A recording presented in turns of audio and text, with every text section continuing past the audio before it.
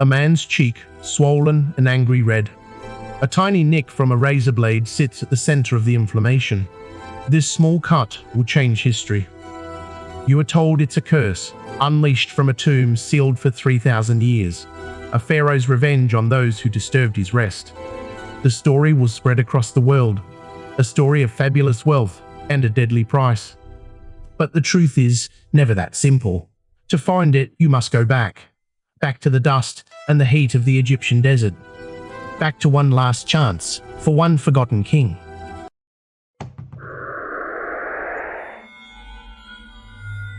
You're in Egypt's Valley of the Kings, 1922. For years, archaeologist Howard Carter has been digging here. He's looking for the tomb of a minor pharaoh, Tutankhamun. His patron, the wealthy Lord Carnarvon, has spent a fortune. His patience is gone.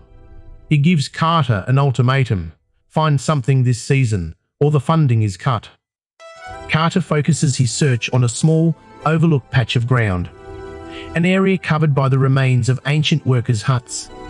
The work is brutal, clearing thousands of tons of rubble under the relentless sun. The days tick by. Nothing. Then, on November 4th, a breakthrough. Not from the seasoned archaeologist, but from a young water boy. His jug has scraped away the dirt to reveal a single, cut step. A step leading down into the bedrock. Carter is summoned. His team works frantically, clearing the sand. The single step becomes a staircase. 16 steps, descending into darkness. At the bottom, they find what he has dreamed of for years. A door, sealed, covered in the ancient marks of the necropolis priests. The seals are for King Tutankhamun. He sends an urgent telegram to Carnarvon. At last have made wonderful discovery. Carnarvon rushes to Egypt. On November 26th, with his patron beside him, Carter stands before the sealed door once more. He takes a chisel. He makes a small hole in the top left corner. The air that rushes out is hot, smelling of dust and perfume. The hole is tiny, just big enough for a candle. Carter leans in, his heart pounding, and for a full minute, he says nothing. Carnarvon's voice is tight with anxiety. "Can you see anything?" he asks, his breath held. Carter turns, his eyes dazed. He whispers, "Yes, wonderful things." He widens the hole. Now you see what he saw. A room filled to the ceiling with treasure. Strange animal statues, their eyes of inlaid jewels seeming to stare back. Gilded chariots, dismantled but gleaming. Golden couches carved in the shape of mythical beasts. Alabaster vases, so fine they are translucent. It is the entire contents of a royal court, packed into one small room. Untouched for over 3,200 years, the world goes mad for the news. Tutankhamun, the boy king, becomes the most famous pharaoh in history overnight. Egypt mania sweeps the globe. Fashion, architecture, music. Everything is influenced by the discovery. But Carter knows the antechamber is just the beginning. The sheer volume of items is overwhelming. It will take months to clear. The public and the press are impatient. They want the main event. They want the mummy. They want the burial chamber opened. The pressure mounts. Finally, on February 16, 1923, the day arrives. But this isn't the end. This is just the lobby. Across the antechamber, Carter sees another door, smaller but just as sealed, guarded by two life-size statues of the king. The real treasure is still waiting. With the world's media watching, Carter and his team dismantle the wall to the burial chamber, piece by piece. The opening reveals a solid wall of gold. It's an immense shrine, filling the entire room, blocking all passage. It takes months more to disassemble the nested shrines, 4 of them in total, one inside the other like Russian dolls. Inside the last shrine, the sarcophagus, and inside that, the coffins. And finally, the mummy of the boy king himself, his face covered by that iconic mask. The discovery is complete. The triumph is absolute. But a shadow is falling over the celebration. Weeks later, in Cairo, Lord Carnarvon is taken ill. A mosquito bite on his cheek has become infected. The infection spreads. The story goes that while shaving, he accidentally cut the bite open, allowing bacteria to enter his bloodstream. Sepsis sets in. On April 5, 1923, just 7 weeks after the burial chamber was opened, Lord Carnarvon dies. At the precise moment of his death, a power failure plunges all of Cairo into darkness. The legend begins. Back in England, Carnarvon's dog Susie is said to have howled and dropped dead at the very same moment. Is it a coincidence? Or the first strike of a pharaoh's curse? The press has its answer, and the story they tell will be far more powerful than the truth. The media latches onto the curse. Every death, illness, or misfortune connected to the expedition is now seen through this supernatural lens.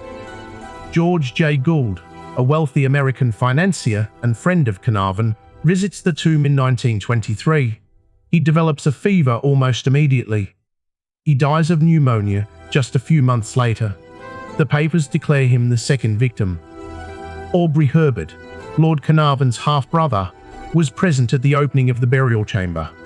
He dies the same year from blood poisoning after a dental procedure. The list grows. Prince Ali Kamel Fahmy Bey of Egypt, shot by his wife. Sir Archibald Douglas Reed, who x-rayed the mummy, dies of a mysterious illness. Even people with the most tenuous connections are added to the tally. A British industrialist who simply visited the museum exhibit has a fatal fall. But the narrative has a powerful turn. Let's look closer at one of the key victims, A.C. Mace, one of Carter's main assistants.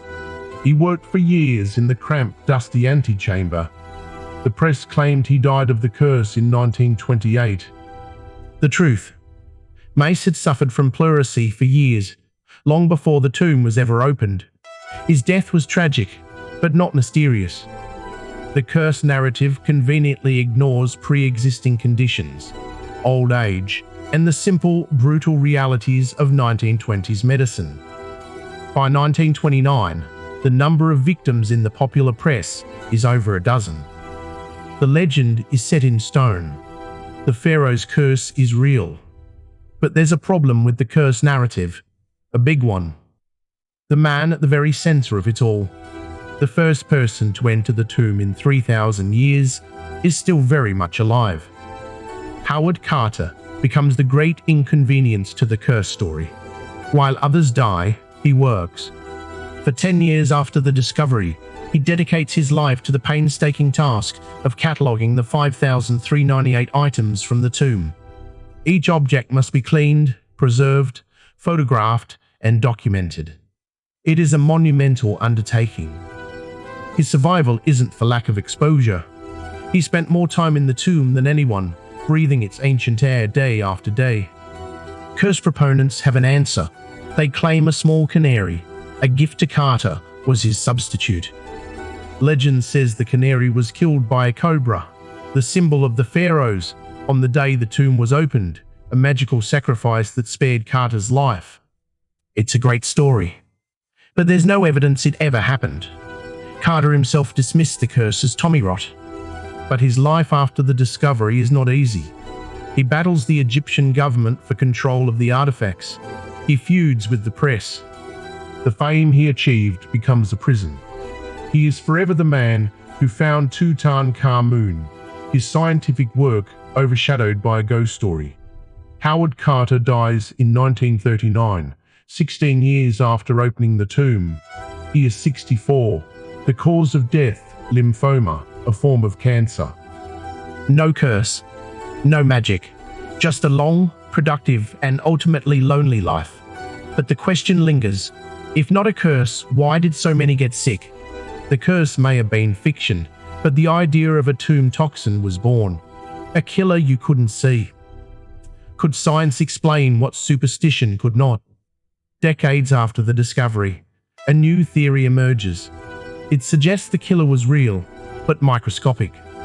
A tomb sealed for over 3,000 years is a perfect incubator. The food offerings, the funeral bouquets, the wooden furniture, the very air itself, all could harbor dormant bacteria and molds, pathogens that have been waiting for millennia for one thing, fresh air and a host. When Carter breached the door, he didn't just let light in. He potentially released a cloud of toxic spores. Certain species, like Aspergillus, can cause severe lung infections, especially in people with weakened immune systems. This could explain the respiratory illnesses reported by some of the team. It could even be a contributing factor in deaths like George J. Gould's pneumonia. Think about Lord Carnarvon. He was already in frail health from a car accident years earlier. His immune system was compromised. Could exposure to tomb toxins have weakened him further, turning a simple infected bite into a death sentence? It's a plausible, scientific explanation. It replaces magic with medicine. But there's a turn here too. No one has ever definitively isolated a uniquely lethal pathogen from Tutankhamun's tomb. Samples taken from other tombs show common molds, but no superbug. And what about Howard Carter? He breathed the same air for a decade and lived to old age. Why would the mold spare him? The theory is neat, but it doesn't quite fit all the facts. It explains some things, but not everything. Toxic mold is a compelling killer, but there's one final piece of evidence to consider. A piece that has nothing to do with curses or microbes, but with simple, cold, hard math. So, what is the truth? Was it a curse, a toxin, or something else entirely? A modern study decided to find out. The study tracked the 25 people most exposed to the curse, those who were present at the key openings. It compared their lifespans to the average for their time. The result? There was no statistically significant difference. The curse group did not die earlier than their peers. Some died young, yes, but many lived long, full lives. Lady Evelyn, Carnarvon's daughter, who entered the tomb with Carter, lived to be 78. The expedition's photographer lived to 89. The doctor who performed the autopsy on Tutankhamun lived to 75. The curse was a trick of the mind, a phenomenon called confirmation bias. The world was looking for a pattern, so it found one. The few dramatic deaths were amplified by the press, while the many who lived on was simply ignored. It made for a better story. And so we come back to the beginning. To a man's cheek. Not the mark of a pharaoh's magic, but the site of a common, and in 1923, tragically untreatable bacterial infection. The killer wasn't a curse. It was sepsis. The curse of Tutankhamun was, in the end, just the curse of being human in a world without antibiotics. So why does the legend persist? Why do we want to believe in the curse? Perhaps it's because the story of a curse is more exciting than the story of blood poisoning and statistics. It gives a sense of ancient power, of cosmic justice for disturbing the dead. It turns a series of unfortunate events into an epic. The real story of Tutankhamun isn't about the curse he left behind. It's about the wonder he gave the world, and the stories we choose to tell about it. But that leaves one final question. If you were the one standing at that sealed door, hearing the silence of 3,000 years, would you still dare to open it?